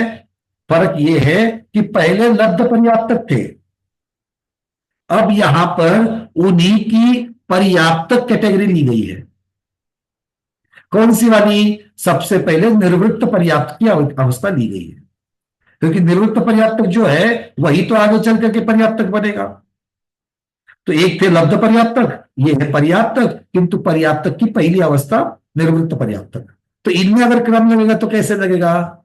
तो निर्वृत्त पर्याप्तक जगन्य अवधाना की अपेक्षा से सूक्ष्म निगोदिया, सूक्ष्म वायुकाई, सूक्ष्म अग्निकाई, सूक्ष्म जलकाई, सूक्ष्म पृथ्वीकाई। अब उत्कृष्ट अवधाना निर्वृत्त पर्याप्तक की लगाओ। अंतर मुहूर्त के पश्चात निर्वृत्त पर्याप्तक अवस्था का अंतिम क्षण, अंतिम समय और इनकी उत्कृष्ट अवधाना, उसकी अपेक्षा से क्रम लगेगा तो सूक्ष्म वायुकाई, पहले सूक्ष्म निगोदिया, फिर सूक्ष्म वायुकाई, फिर अग्निकाई, फिर जलकाई, फिर पृथ्वीकाई, वही का वही रह गया क्रम भी। तो जगन्य अवगाना निवृत्त पर्याप्तक में जैसी थी क्रम से, वैसे ही उत्कृष्ट अवगाना भी हो गई। अब इसके आगे कैसी बनेगी वो लगा रहे हैं। अब कोष्टक की अपेक्षा से ये बता रहे हैं, अभी तक क्रम की अपेक्षा से नहीं है। क्रम की अपेक्षा से आपको नंबर देखने हैं। क्रम तो उन्होंने वैसे क्या वैसा रख दिया, जो 5 का कोष्टक था 5 का कोष्टक लगा दिया। बट देखो आप पहले यहां पर सूक्ष्म निगोदिया को 17 नंबर है, तो 17 नंबर के बाद में 18 नंबर अवगाना, मतलब सूक्ष्म निगोदिया की जगन्य अवगाना, इसके बाद में है सूक्ष्म निगोदिया की उत्कृष्ट अवगाना निवृत्त पर्याप्तक की, ये क्रम लगेगा। फिर 19 नंबर आएगा, मतलब सूक्ष्म निगोदिया की पर्याप्तक अवस्था की अवगाहना। तो 17, 18 और 19 सूक्ष्म निगोदिया की 3 अवस्था है, जगन्य अवस्था निवृत्त पर्याप्तक की, उत्कृष्ट अवस्था निवृत्त पर्याप्तक की और उत्कृष्ट अवस्था पर्याप्तक की अवगाहना की अपेक्षा। ठीक है, अब सूक्ष्म निगोदिया पर्याप्तक की जो उत्कृष्ट है 19 नंबर में, उससे बड़ी अवगाहना कौन सी है? तो कहते हैं सूक्ष्म वायु का एक निवृत्त पर्याप्तक की जगन्य। यह बहुत बड़ा इंटरेस्टिंग है कि सूक्ष्म निगोदिया जितना पर्याप्तक अवस्था में बड़ा हो गया, उससे भी बड़ा सूक्ष्म वायुकाई का जगन्य निवृत्त पर्याप्तक है। फिर सूक्ष्म वायुकाई का उत्कृष्ट और फिर सूक्ष्म वायुकाई का पर्याप्तक उत्कृष्ट, यह क्रम लगेगा। तो सूक्ष्म वायुकाई जीव पर्याप्तक की जो उत्कृष्ट अवगाहना है, उससे भी बड़ी अवगाहना सूक्ष्म अग्निकाई के निवृत्त पर्याप्तक जीव की है। तो वायुकाई जीव की सबसे बड़ी अवगाहना जो है सूक्ष्म जीवों में, उससे भी बड़ी अवगाहना अग्निकाई जीवों की होती है। कम से कम अवगाहना जो अग्निकाइकों में होती है, उसके अग्निकाई की जो सबसे ज्यादा अवगाहना है, उसके बाद में पृथ्वीकाई की जगन्य अवगाहना है।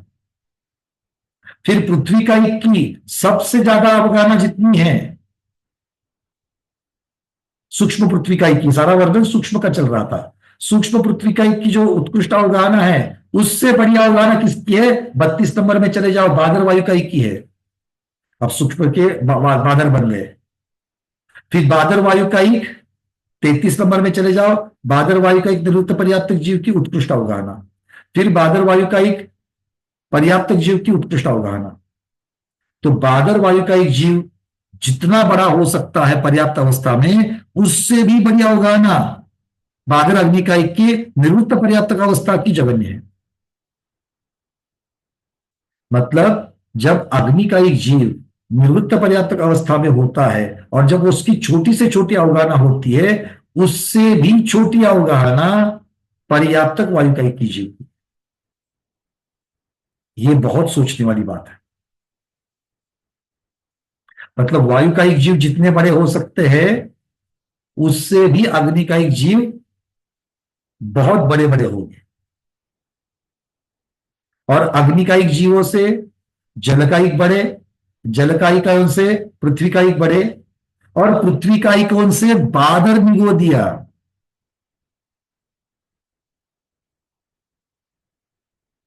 पृथ्वीकायिकों से बादर निगोदिया वो बड़े। फिर बादर निगोदिया से स्वप्रतिष्ठित प्रत्येक वनस्पति बड़ी, और स्वप्रतिष्ठित वनस्पति के साथ में ये 11 का कोष्टक पूर्ण हो जाएगा। अब चलते हम आगे। जो बचे हुए जीव थे उनको 3 कोष्टकों में रख दिया, 16 में से 11 हो गए थे। अब आगे जो है उनकी 3 कोष्टक बन जाते हैं। 12, 13, 14, 15, 16 5 जीव बचे थे, तो 5 जीव के फिर 3 कोष्टक बने। 5 जीव के 10वां कोष्टक, वही 5 जीवों का 11वां कोष्टक, वही 5 जीवों का 12वां कोष्टक। तो 10वें कोष्टक में हमें क्या दिखता है? ये सारे 10वें और 11वें में निवृत्त पर्याप्तक जीव है और 12वें में पर्याप्तक जीव है। तो निवृत्त पर्याप्तक अप्रतिष्ठित प्रत्येक वनस्पति उससे 2 इंद्रिय वाले बड़े, 2 इंद्रिय वालों से निवृत्त पर्याप्तक 3 इंद्रिय वाले बड़े, 3 इंद्रिय वालों से चतुरेंद्रिय वाले बड़े, चतुरेंद्रिय से पंचेंद्रिय वाले बड़े, निवृत्त पर्याप्तक की अपेक्षा से। अब पंचेंद्रिय से फिर उत्कृष्ट अवगाहना वाले 3 इंद्रिय बड़े। मतलब पंचेंद्रिय की जगन्य अवगाहना जो होती है निवृत्त पर्याप्तक अवस्था में, उससे भी बड़े 3 इंद्रिय वाले उत्कृष्ट अवगाहना वाले हैं। फिर चतुरेंद्रिय उत्कृष्ट अवगाहना वाले, फिर 2 इंद्रिय वाले। तो देखो 3 इंद्रिय और चतुरेंद्रिय से 2 इंद्रिय वाला बड़ा है, और 2 इंद्रिय से वनस्पति का एक अप्रतिष्ठित प्रत्येक बड़ा है, और उससे पंचेंद्रिय बड़ा है। फिर अब ये तो बात निवृत्त पर्याप्तक की हो गई। उसके पश्चात जब पर्याप्तक जीव की चर्चा करो तो 3 इंद्रिय, 3 इंद्रिय से चतुरेंद्रिय बड़ा, चतुरेंद्रिय से 2 इंद्रिय बड़ा, 2 इंद्रिय से वनस्पति का एक अप्रतिष्ठित बड़ा, और उससे भी बड़ा पंचेंद्रिय महामत्स्य। ये 64 शरीरों की चर्चा यहाँ पर क्रम से की गई है कि जिनकी छोटी से छोटी अवगाहना से लेकर के बड़ी से बड़ी अवगाहना प्राप्त करनी होती है। तो ये 64 पड़ाव है, और ये देखने से हमें पता चलता है कि निवृत्त पर्याप्तक कौन सा छोटा है, उससे कौन और छोटा पर्याप्तक जीव है। तो सारे पर्याप्तक ये निवृत्त पर्याप्तक से छोटे ही हुए या बड़े ही हुए, ये नियम नहीं है। ये इन अवगाहना यंत्र की अपेक्षा से आपको लगा करके देखना चाहिए। ये बात समझ में आ गई? एक नई परिभाषा, एक नया चिंतन इससे मिलता है कि इंद्रियों की अपेक्षा से जीवों की अवगाहना का पता नहीं चलता है, पर्याप्तक निवृत्त पर्याप्तक की अपेक्षा से भी नहीं होता है। तो इस प्रकार से जो आगम केवली भगवान के द्वारा जो देखा गया, उनको देखने पर ये जो उसके उतार चढ़ाव है, इनको देखे जा सकते हैं।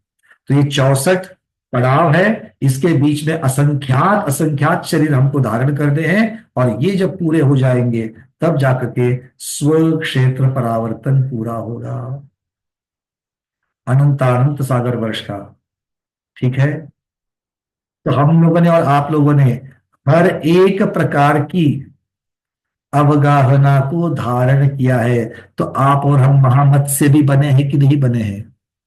आप और हम रुजुगति से जन्मे हुए सूक्ष्म निगोदिया जीव भी बने कि नहीं बने हैं? आप और हम अहमिंद्र भी बने हैं कि नहीं बने हैं? बस सर्वार्थ सिद्धि वाले नहीं बने, बस अनुदिश वाले नहीं बने। वो बनते तो यहां नहीं बैठे होते, वो तो सीधी शिला पर जाकर के विराजमान हो जाते। ठीक है, क्लियर है? सबको समझ में आ गई बात? चलिए अब कुछ आपके प्रश्नों को ले लेंगे, क्योंकि आज का समय तो पूरा हो चुका है।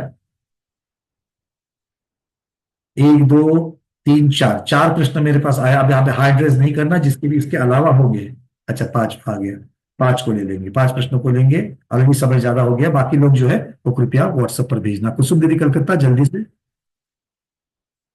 वंदना भैया जी, हाँ। अभी आपने जो फॉर्मूला बताया था, उत्कृष्ट अवगाहना माइनस जघन अवगाहना प्लस 1 साधिक 1 जो भी है, तो उसमें आगे तो कुछ नहीं किया। जैसे स्वक्षेत्र परावर्तन का जो शरीर का बताया, जैसे असंख्यात असंख्यात प्रदेश माइनस, आवर्तन में धारण करने वाले शरीरों की संख्या, हाँ शरीरों की संख्या लिखा है ना, वो देरी हो रही है इसलिए मैं छोड़ दिया आगे का। उसमें अच्छा लिखा है, पर उसका हर एक तो आ गया।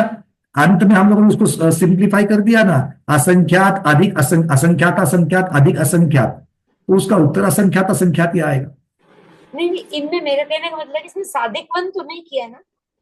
अधिक 1 असंख्यात में 1 मिलाने से क्या फर्क पड़ेगा? फर्क तो नहीं पड़ता, लेकिन फॉर्मूला जब लिखते हैं तो उसमें जगह पर +1 करना ही करना है। हाँ बस वही पूछा, ठीक है। घनांगुल असंख्यात असंख्यात असंख्यात असंख्यात घनांगुल अधिक घनांगुल का संख्यात्वा भाग अधिक 1, ये अगली लाइन आएगी। और उसकी अगली लाइन में आएगा असंख्यात असंख्यात प्रदेश अधिक असंख्यात प्रदेश अधिक 1, उत्तर आएगा।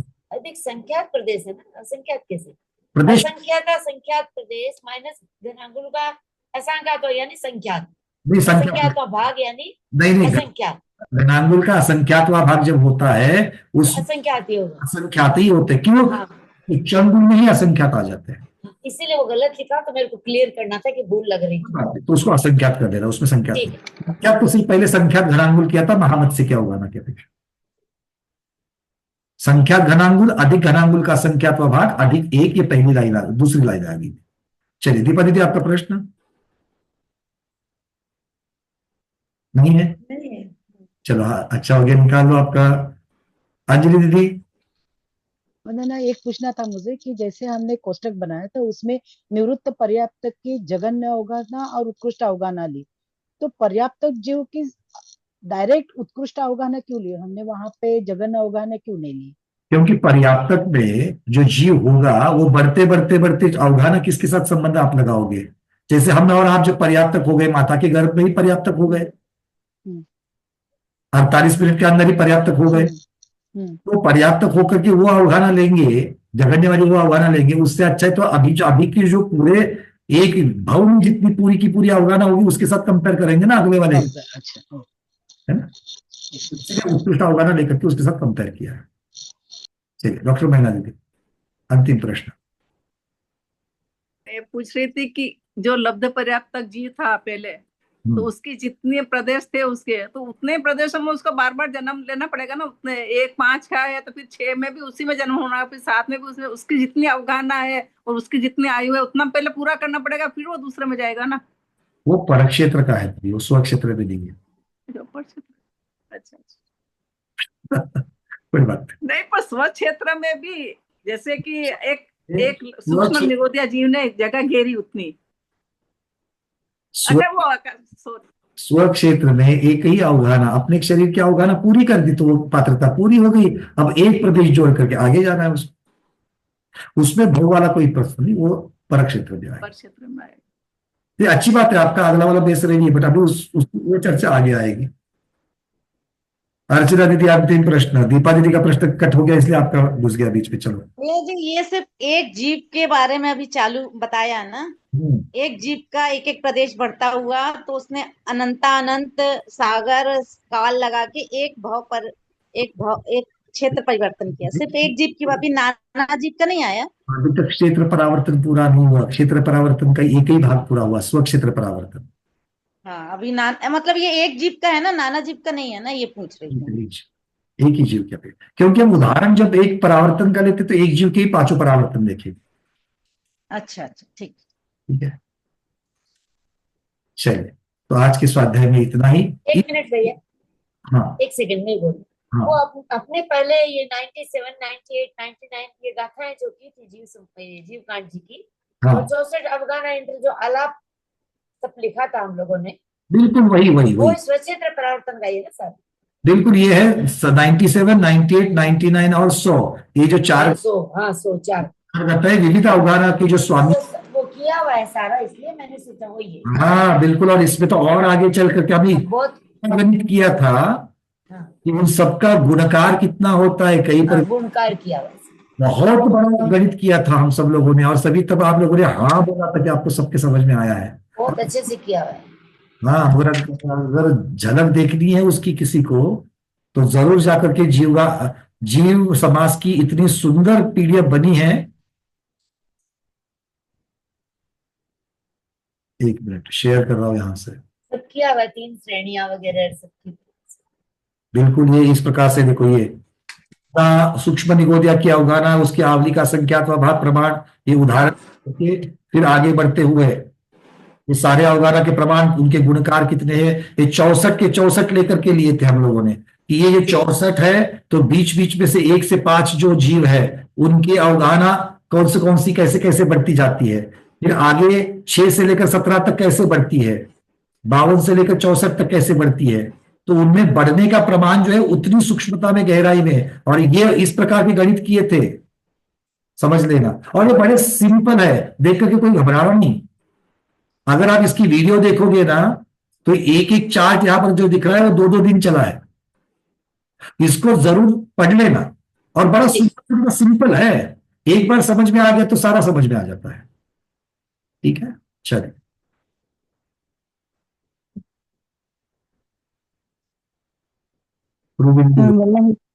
वन्ना भैया जी, भैया जी मुझे एक चीज पूछनी थी कि ये जो अवगाहना जैसे ये बढ़ती है, मतलब अगली उसमें अवगाहना बढ़ती है, तो ये बढ़ती है या कभी ऐसा है कि ये जन्म हमारा ये अवगाहना ये है, अगले जन्म में छोटी अवगाहना वाला जैसे हमारा आएगा, ऐसा भी कुछ?